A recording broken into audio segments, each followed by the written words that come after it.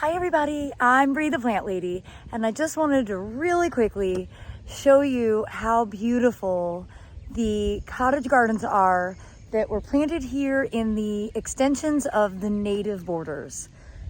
Today is May 20th. I left for my trip exactly 1 month ago, and none of this was in bloom. So you can imagine how excited I was when I returned home and the seeds had done exactly what I was hoping they'd do. I tried to keep this heavy with California poppies, and that is Schultzia californica. And what I'm really pleased about is the mix with occasional kind of pale cream, instead of all being the bright yellow or the really bright orange. I'm also really enjoying the fact that there are 3 species of poppies growing in here. We've got the breadseed poppy, and we've also got Pephaveris, and I love the varying colors of all that. Of course, we've got bachelor buttons, which are all self-sown, and the bees absolutely love them. I really think this was such an easy and effective solution to, first of all, curb some of the problem centipede turf that was invading the bed by sod cutting that, foot wide strip out, giving myself a bit of a buffer for being able to manage the grass. But then to fill in that gap with the seed, it's just done exactly what this bed needs, because this is predominantly filled with native shrubs and perennials that bloom in the fall. So there isn't a lot going on in this bed other than vegetative growth at this season. And that's why these annuals are such a great solution to be able to be included, knowing that they're going to disappear really in like 4 weeks time.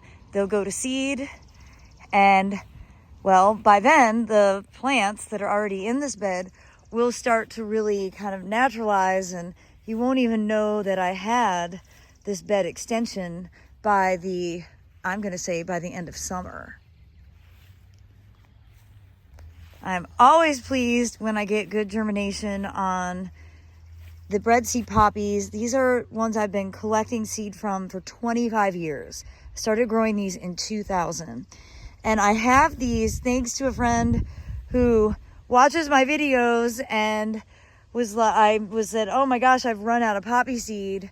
And she brought them over for me. And so now I'll be able to have more seed to be able to collect from of my original strain.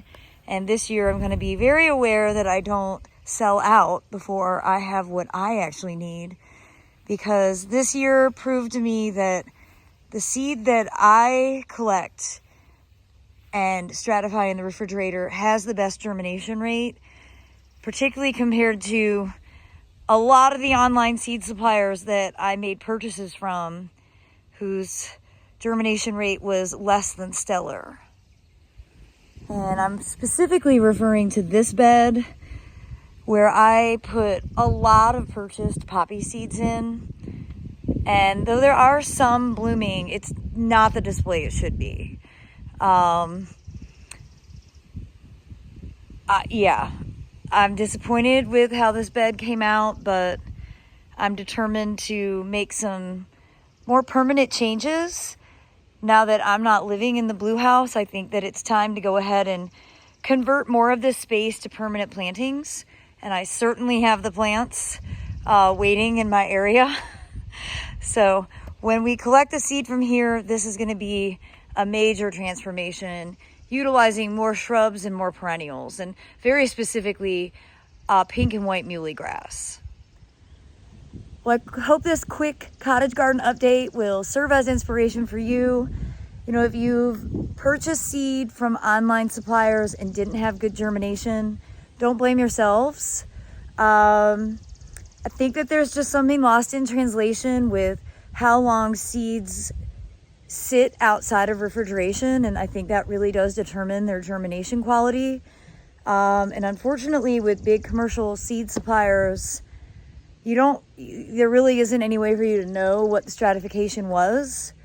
At least that's what I'm telling myself, because this should be a spectacular display. I mean, I easily spent, I'm going to say $50 to $75 on seed from, 5 or 6 different companies.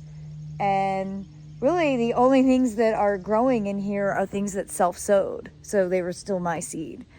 So I think it's an important thing to recognize why you should get into the practice of saving your own. I will be posting seed saving videos, how-to instructions, as the plants continue to mature and it becomes seed saving time. So I hope you'll plan to tune in and continue learning on this cottage gardening journey. Well, as always, thanks for watching and happy gardening.